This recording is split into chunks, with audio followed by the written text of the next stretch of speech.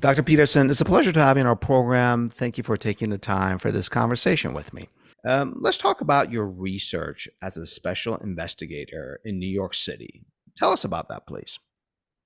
Yeah, so I was in New York City. I was young, about 23, 24, 25, working for the New York Capitol Defender's Office, which was the public defender's office that only does death penalty cases in New York City. So all of our clients were facing the death penalty, and New York actually didn't use the death penalty a whole lot. So when they did use it, they were pretty sort of serious headline type murders.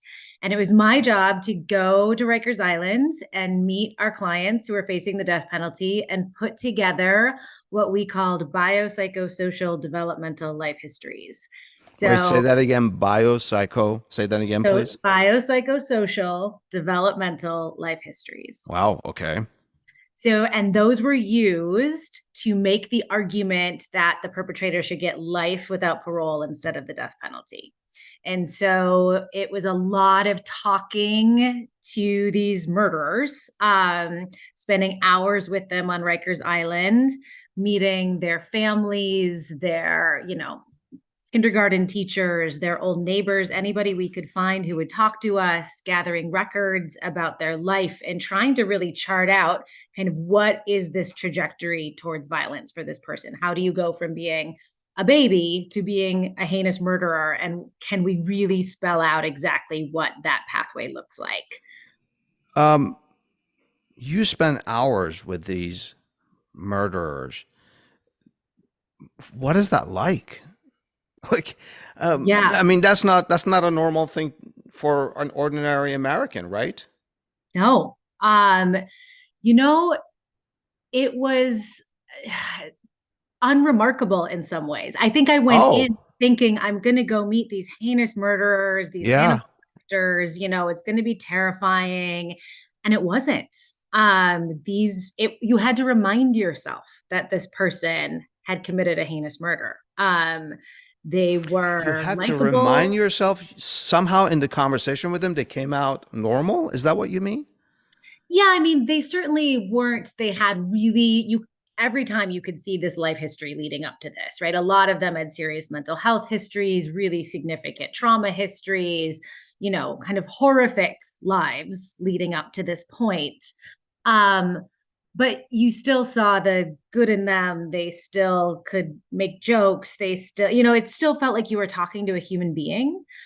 And in many cases, I don't know, that's the thing that gave me the most hope in general, that these are the people who have done the worst of the worst things, right? The headlines that you read and you just cringe. And I can sit down and talk to them and they're a human being. And so This how do sounds we remarkable to me. I mean, you say it's not, it's unremarkable. This sounds remarkable. Okay. Yes. I mean, it was amazing work. I think it set the trajectory for the rest of my entire academic career. Certainly, I still go back to sort of those years I spent just talking to these men on Rikers Island. Um, so I did that for about 3 years until New York got rid of the death penalty. And so our office was shut down, and I decided I did not want to work with people facing the death penalty anymore. I wanted to actually try to prevent those crimes from occurring in the first place. Before we move on to your next research, that's Mhm. really fascinating, and I want to talk about. Before we go on, I had a question queued up to ask you about your work for New York City, and I think you kind of answered it. You used the phrase every time and then followed that with a couple of explanations. Horrific lives. It seems like you did find, I was going to ask, did you find a common theme? And it seems like you did. We did. So we had this saying in that office, which was the worse the crime, the worse the story, right? So and it was always true. You were always uncovering, like people don't just do horrific things out of absolutely nowhere. There is a path that gets them there. And it often involves their own kind of early childhood violence and victimization, which is not an excuse, right? And it doesn't mean you're not responsible. It's just, how do we understand what that pathway looks like? Because you're not born into the world this little evil baby ready to commit murder, right? It's Yeah. has developed over time, and you could see exactly how it was developed. You could also go back and see all these places that it could have gone differently, right? Like if only their sixth grade teacher had noticed this, or if only somebody had intervened at 14, or if only this, you could see where the story had turned out differently. It's like when it got to the point of committing that murder, there was just so many failures along that pathway that you could see that prevention was absolutely possible. Are you putting this together as a composite of the death row inmate story with everyone else's added together? Because that specific story could be colored, right? Right. Yes. I worked probably had my hands in maybe 20 to 25 cases. So I was working with a lot of different, all men. I never worked with a woman. Um, at various stages. Some were on death row. Most of them were awaiting sentencing at Rikers. So this was not a formal study, right? At that point, I had Yeah. not gone to graduate school. I didn't Yeah. know any of the terminology to really study this. This was just my own experience doing this You're work. just taking it in. Yeah. Yes, exactly. Oh, wow. So let's talk about your next research. Now you're working, you receive a 3-year grant and were a principal investigator for the Department of Justice, the U.S. Department of Justice. Tell us about that, please. Yes, that project started with me and my co-author James Densley and a group of kind of passionate undergraduate students sitting around a conference table thinking about mass shootings. And it was we were having a lot of mass shootings. It was right around the Las Vegas mass shooting. Oh, yeah. And there was all this conversation about, mental illness and mass shootings, which had mental illness and violence had been a focus of mine through graduate school. And so I started Googling just, what percentage of mass shooters had a diagnosable mental illness, or what percent of them had experienced this. And it was clear that this was a group of people that we did not understand. There was just no actual data. We could find kind of counts of how often they were happening, but I couldn't find any information about who these perpetrators were and what their lives were like leading up to the shooting. So we decided we were gonna try to look into it. You mean you couldn't find the information in one place? Because I'm sure each court case has separate information, right? Exactly. I Okay. couldn't find, right, a collection of that information that you could actually draw conclusions about patterns and things. It was just Mm-hmm. kind of case studies. Yeah, yeah. So we basically decided to pull all those case studies together into one place, right? So we made a spreadsheet. Every perpetrator who had killed 4 or more people going back about 50 years, we initially started by coding them on maybe 40 or 50 different variables.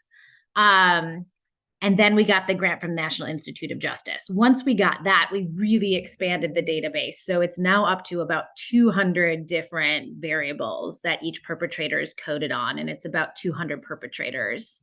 So anything, from early childhood trauma, violent video games, mental health treatment, warning signs, leakage, how they got their guns. And as we were coding, we would end up adding more variables. And we initially released that database, maybe 3 years ago.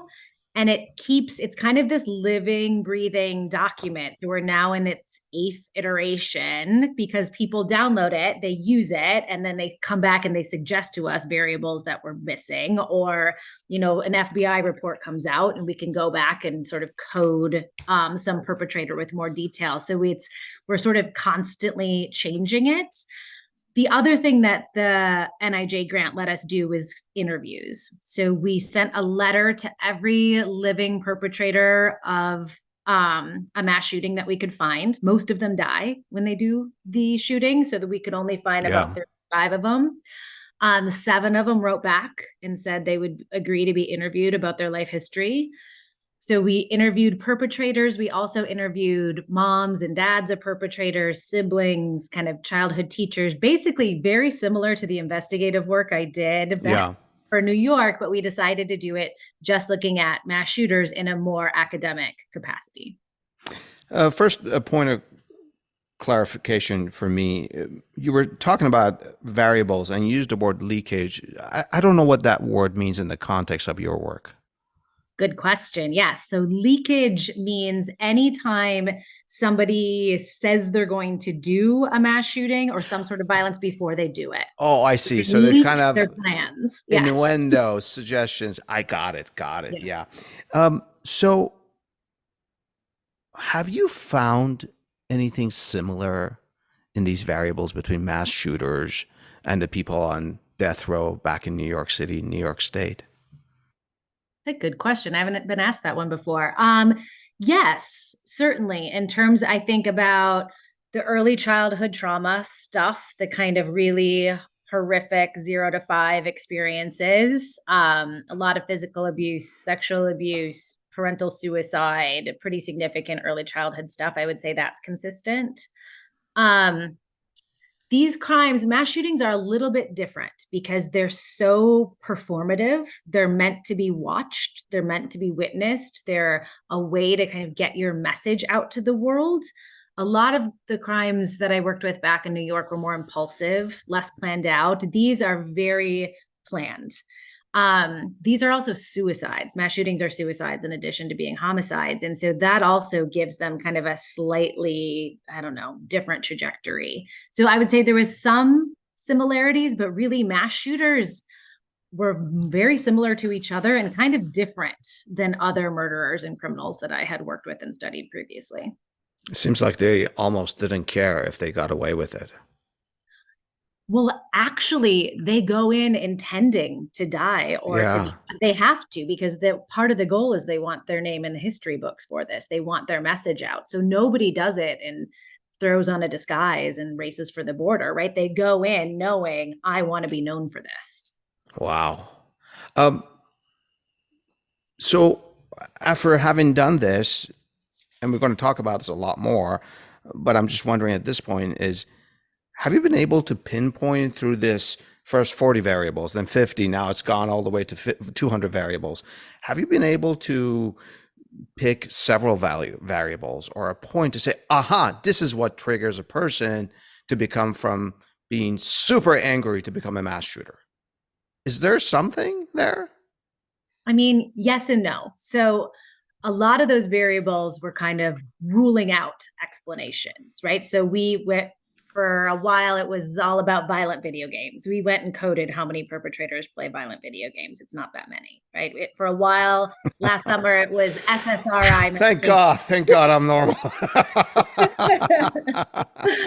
Yeah, last summer it was SSRI medication specifically was in the news. We went and coded how many perpetrators took SSRI medication. It's similar to the normal population. You don't see a lot of it. And so a lot of it was just kind of ruling out these explanations that we would come up every time there was one case.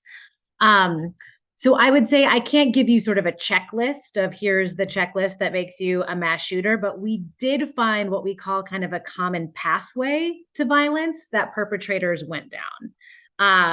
And that was kind of starting with early childhood trauma, developing into a really clear crisis point where people were noticing that something was wrong, their behavior was off. That was something kind of tipped the scale. It was a job loss or a Dr. breakup. Peterson, when you say people noticing, Yeah. is this more than just mom and dad? Does this Yeah. include like teachers, the immediate community? Yep. Teachers, coworkers, Okay. friends, random people online are noticed like there's a marked change in their behavior. Okay. Um, that crisis is suicidal. So they don't care if they live or die anymore. They start studying other perpetrators. Many of them spend time in online chat groups. Many of them identify with the previous perpetrators who came before them, kind of see themselves in them and want to be a part of that group in some way. Of all the heroes they can pick? I know, I know. But there is that element of it. Wow. One sister of a perpetrator described it really eloquently, where she said her brother went from saying, you know, what's wrong with me to saying what's wrong with everybody else and whose fault is it, right? It's like it's the initial piece of it is this Oh, self-loathing, but then it becomes this has to be someone's fault. So whose fault is it? And so school shooters blame the kids at their school, workplace shooters blame their colleagues. Some people blame, racial groups or women or religious groups. They pick a group that kind of represents their grievance with the world. And then the shooting is a way to make everybody see and witness that grievance. It's a way to be seen and known in a way that they aren't in their life. And of course, they also have access to the weapons that they need to carry it out. That's an important point that we're going to talk about. I'm really fascinated with that. And I'm wondering, is your research with your students at Hamline University, where you're executive director of the Violence Prevention Project research, is that data adding on, enhancing this? Yes. Okay. Yes. So currently, yeah, the database is housed there. It's free to download. It's fully available to the public. It's been downloaded thousands of times by researchers and policymakers. Wait, And is this the same data from what you were describing from DOJ, or is this a separate research with your this students? is same data. Okay. So just kind of still growing and expanding it on the life histories of mass shooters. Is it being expanded by, unfortunately, new mass shooting events, or are they also bringing new variables? You said it went from 40 to 50 to 200, and now you go back and add those variables to prior mass shooting events. Is that also happening?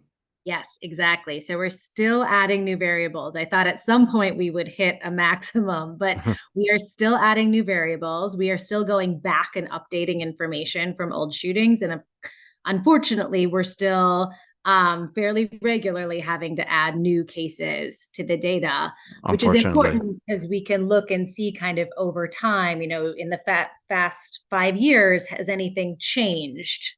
And so we do keep it updated in that way to look for trends. And I'm going to ask this question. It probably comes from the fact that I watch too much CNBC. Um, do you do sort of an AI analysis of all this data? Like, is that not relevant to this to see if We there's a trend? we haven't. We're just doing, old school statistics. Which is fine. No, I was just wondering because you hear that in business news all the Yeah. time. AI this, AI that. Okay. Um, One of the things that I noticed in preparing for my conversation with you is some of this research that you're conducting, Dr. Peterson, goes back to 1966. Why then? We picked 1966 because that is the year of the Texas bell tower shooting. It was at the Oh, University of Texas. It was kind of known as the first modern day mass shooting because it ended up being live streamed on television at the time. And so it's kind of pointed to as kind of the one where the mass shooting was born. They existed before then, but not in the public eye in the same way. I see. I see. Um, Before we go to the next segment, I just have a quick question, a bit personal, but I think our audience and I are both dying to know. Going back to New York City, you leave a prison or you leave speaking to a person on death row or even mass shooters later. What do you talk about at night when you're getting together with your friends? I think that's it's not just about you. Yeah. That's a real important question about our Yeah. society. I used to be a patent lawyer. So at nights I would talk about patent cases and my friends would say, Adele, for crying out loud, that is so boring. Stop. Right. And then my friend who was a DA, she had stories and her stories were always interesting to listen to. Yes. So did this sort of pervade through your personality for some time? Back in New York, it did. I think it was so all encompassing. I was, Yeah. 100 hours a week. I was fascinated. It was, so certainly I was pretty immersed in it. I'm sure my friends were bored of my stories. I Um, doubt it. Now it's different. Now I have three kids who I cannot talk about mass shootings at the dinner table every night. So there's a little bit more, I would say, of a healthy separation in that way now. Yeah, yeah, yeah. Did it get you depressed? It didn't. I think, I don't know, there's something about being exposed to really the darkest side of humanity and realizing it's not as dark as you thought it was. That's Oh, actually wow. kind of the opposite. It's just, there's still people. They're still good in them. I think the hardest interviews for me is when we were interviewing victims, specifically parents who had lost children. Those are really overwhelming interviews to do. Yeah. Yeah. Um, Oh boy. Yeah. those I feel like I could feel really heavy for a while. But in general, talking to perpetrators did not make me depressed. It actually made me hopeful. I actually feel like I wish more people could see the human side of sort of this darkness because it's less scary. And what went wrong? Yes, exactly. I asked that question because I see that let's not talk about other countries. We Americans sort of hurl ourselves from one mass shooting to another and we forget. So the fact that you were so proximate to it for at least 3 years that I know, it's Mhm. really interesting. We'll be back after a short break to talk about other research about mass shooters.